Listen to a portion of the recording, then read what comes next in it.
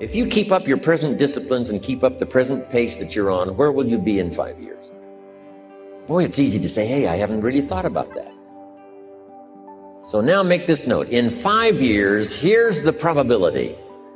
You will either arrive at a well-designed destination or an undesigned destination.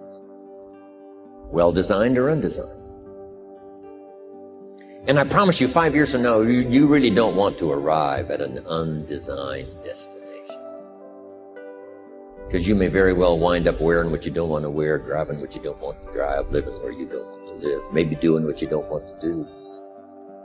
Simply because you didn't design a better destination.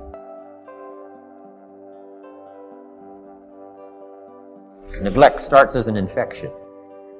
And if you don't take care of it, it becomes a disease. And one neglect leads to another. And the worst of all, when neglect starts, it diminishes our self-worth, our self-confidence, our self-value. You say, well, how can I get back my self-respect?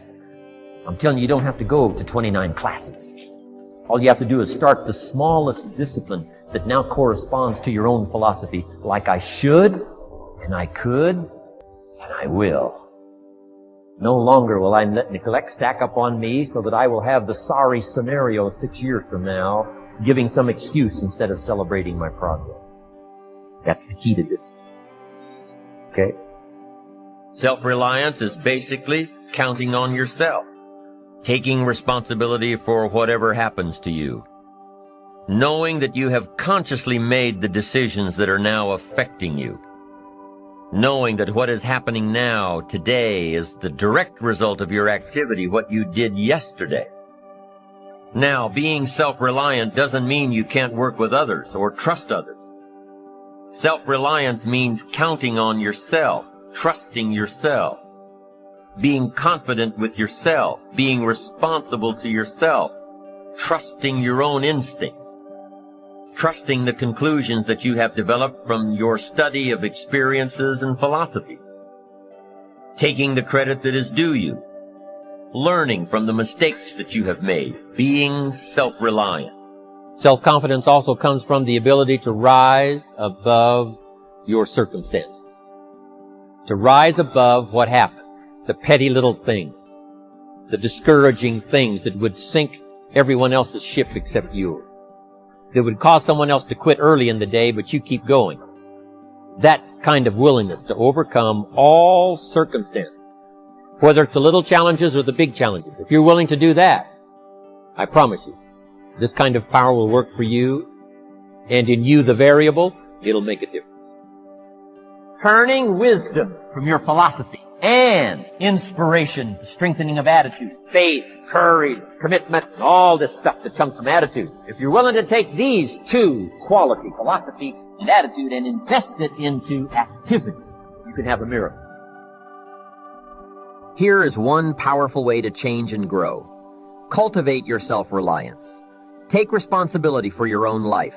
Take responsibility for whatever happens to you. Know that you have consciously made the decisions that are now affecting you. Know that what is happening now, today, is the direct result of what you did yesterday. Being self-reliant doesn't mean that you can't work with or trust others. In fact, it can make you a much more valuable teammate, partner, friend. Self-reliance means counting on yourself, trusting yourself, being responsible to yourself, trusting your own instincts, trusting the conclusions that you have developed from your study of experiences and philosophies, taking the credit that is due you, learning from the mistakes that you have made, and then passing that value on to others. Adult psychologists give an example of being self-reliant. They say that you're responsible for getting caught in the rain. They say that by deciding not to carry an umbrella every day, you have made the decision to endure an occasional drenching. Translation: by not being prepared, you make the choice of getting caught in some of life's unpleasant circumstances, be they rain, failures, economic losses, relationship losses, professional losses, or personal losses. By not being prepared, by not thinking ahead, you have made your choice. Here's the other side of it. By being prepared, you increase your chances of success. You increase the likelihood of seizing opportunities when they come your way, of being ready within yourself to take advantage of once-in-a-lifetime situations. Some people tend to blame others for their mistakes and failures. They will say, "It's not my fault the report isn't done, so didn't do their part." Of course, it's your fault. It's your report, too. It's your responsibility to see that everyone you delegated work to does their part. You can't control what others around you do, but it's in your own enlightened self-interest that you stay on top of things, especially if those things are going to affect your future. Do you think your boss cares that John didn't do his part? Do you think he sees John as the bad guy? Of course not. All he sees is the bottom line. The report isn't done. Be responsible for the things that affect you. You can make sure you're more responsible by checking in with those people who are working with you, the people who make up your team. You can be more responsible by saying, "Hey, John, how are you doing with your part? Do you need some help? Can we put somebody else in here to help you finish?" If John consistently doesn't handle his part, you've got to replace him. If he isn't doing his share, you've got to find somebody who will. Or what? It will negatively affect you. You can't wake up the morning the project is due hoping and wishing that John has done his part. You've got to be responsible because it's going to affect your career too. My approach for a better future, very early on in my career, was to just go through the day with my fingers crossed. I used to say something like, "I sure hope things will change for the better." Then I found something out. They're not going to change unless I change. It's the same for you. You can't put it on someone else. You can't hope that someone else will change it for you. You need to take responsibility. You can't change the circumstances or the seasons or the wind, but you can change your reading habits. You can change whether or not you go for the skills. Burn the midnight oil. Turn yourself around. Multiply your value by 2, 3, 5, or 10 that you have control of. You don't have control over the constellations, but you do have control over whether or not you go to night school, take adult classes, and learn some new skills. If you don't do it, that's your fault. You've got to take personal responsibility. You've got to be self-reliant. How do you know when you're successful? Do you have to be a millionaire? No. All we ask of you is that you earn all you possibly can. If you earn $10,000 a year, and that's the best you can do, that's enough. God and everything else will see to it that you're okay. The key is to just do the best you can. If it's $10,000 a year, wonderful. If it's $100,000 a year, wonderful. If it's $1 million a year, wonderful. It doesn't matter whether you earn $10,000 a year or $1 million a year, as long as you've done the best you possibly can. The essence of life is growth. It is doing the best you possibly can. Here's what is interesting. Humans are the only life form that will do less than they possibly can. Humans are the only life form that will settle for less. All other life forms, except human beings, strive to their maximum capacity. How tall will a tree grow? As tall as it possibly can. You've never heard of a tree growing half as high as it could. No. Trees don't grow half. Trees send their roots down as deep as possible. They stretch their limbs up as high as possible and produce every leaf and every fruit possible. As a matter of fact, you've never heard of a human growing halfway physically. That is, we keep growing until we're done. It's genetically coded. That's a part of life that we can't control. It's the growing of our minds that we can control, but we tend to neglect this. It tends to get away from us. All life forms inherently strive toward their maximum potential, except human beings.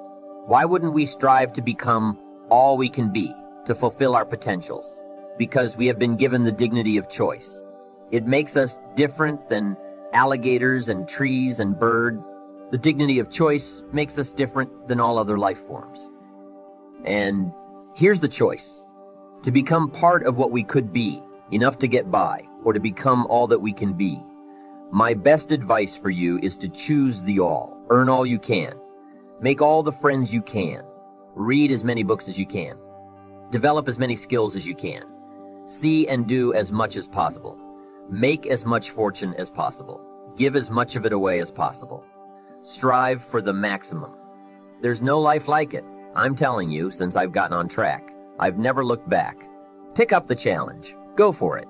When you're focusing on growth, it's easy to do all you can.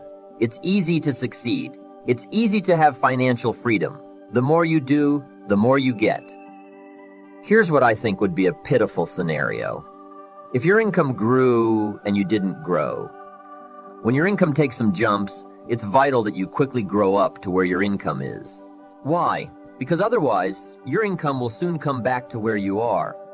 Somebody once said, if someone hands you $1 million, it's best you become a millionaire, so you get to keep the money. I'm telling you, success doesn't want to hang around an incompetent person. The problem with winning the lottery is the lack of self-development the person has gone through to be able to master and keep the money. The fortune is bigger than the person, rather than the person being bigger than the fortune. If you're a parent, use the challenge of parenting to personally grow. See what you can become.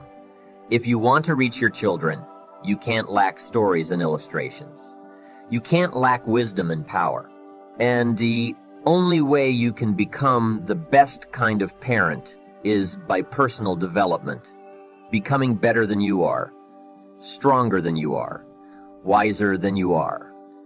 You are growing so that your investment grows. As your children grow, you grow. Your power grows. Your influence grows. Your wisdom grows. Your command of the language grows.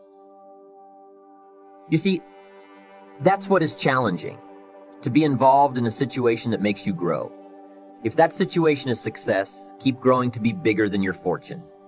If that situation is failure, keep growing until you're bigger than the problem. Keep growing, keep becoming. There are 4 ifs in the area of growth and change that make life worthwhile. First, life is worthwhile if you learn. There is nothing worse than being stupid. Learn from your personal experiences. Learn from other people's experiences. Second, life is worthwhile if you try. You've got to take what you've learned and see if you can try your hand at it.